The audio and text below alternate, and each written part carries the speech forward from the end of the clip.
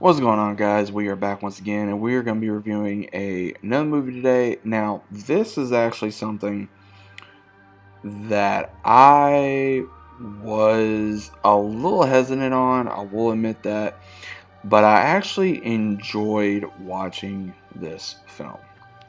Now, obviously, what you're seeing on your screens is the 2013 movie of Bonnie and Clyde. Now, I always found this history, this story to be very not only interesting, but very. I can't think of the right word. Because it's kind of interesting because so many people know this story. And the way this story goes, that this is portrayed in this version, is of how Bonnie and Clyde met, how they became the notorious robbers and thieves that the world knows for them to be, and all this. So the entirety of the movie is based around Clyde's perspective of how he became a fugitive slash also a thief. And he started off by stealing chickens. Then he moved on to where he was working out in the fields with his brother, and he saw Bonnie Parker for the first time at her wedding when they crashed it, and they pretty much just fell for one another instantly. And she was having issues with her husband. She did not know exactly if it was going to work. She did not know, what was going to happen. Now, what happens is when her husband finally does, hey, they're not coming back, he never does come back. Clyde actually goes and asks her out, but then he gets arrested after they go to a what was called speakeasy, which was going to a bar, which again it was outlawed in that time period because of all the liquor and all the issues with the law back then. So he initially goes to jail 2 times, and Bonnie almost goes to jail 1 time after they start doing robberies and they start trying to figure out exactly how they're going to make their names for themselves, because Bonnie wanted to make a name for herself. She wanted to make a name for herself. She wanted to be something. She tried acting, she tried singing, she tried everything. Just didn't go very well. Clyde, he became a notorious thief as well because he wanted to try to have other people into the life, and it just never worked. He had his brother with him, his sister-in-law with him, and they ended up getting killed at some point because his brother did die at one point in the hospital. The sister-in-law, she never got to go to her husband's funeral, and we all know how tragically that they died. They did not start killing off police until of an accident, or even in a sense because it was portrayed as an accident during a robbery.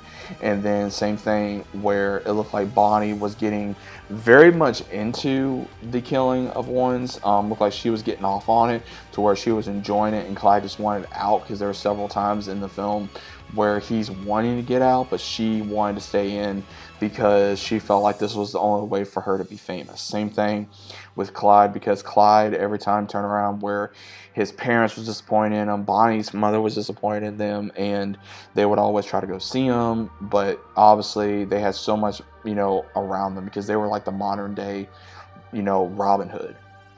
Because they would steal, they would give it to people if it needed them and help people and then buy different things. But at the same time, they're like, oh, they're robbers or this or that. But I did, like I said, enjoy this movie. What's actually pretty crazy is my family has ties to Bonnie and Clyde. My great grandparents knew and hid them out back, during this time period in Louisiana. And they were one of the ones that they were friends with, and they would help out, and they would see, and they would do this and that. Now, there is more of the story. That's just the basis of it. Now, I don't know the full story of it due to any kind of records about that is either lost or it's been sealed someplace unknowingly, to my knowledge. But I always found that interesting, how people are like, oh, well, you don't know nothing about this or that. And it's like, yeah, I do. Because I've been even on the road where they were shot and killed on. Now, in this version, it is portrayed that it almost looks like with Clyde knowing how the cops were going to catch up to him, that he kind of pretty much set up their own execution because he felt like that was going to be the only way to end it. It was interesting because it made you wonder, okay, did he actually do this on purpose to actually stop it so that way he wouldn't have to keep doing this with Bonnie, and Bonnie was just getting out of control and she just could not stop because she was just getting off on it.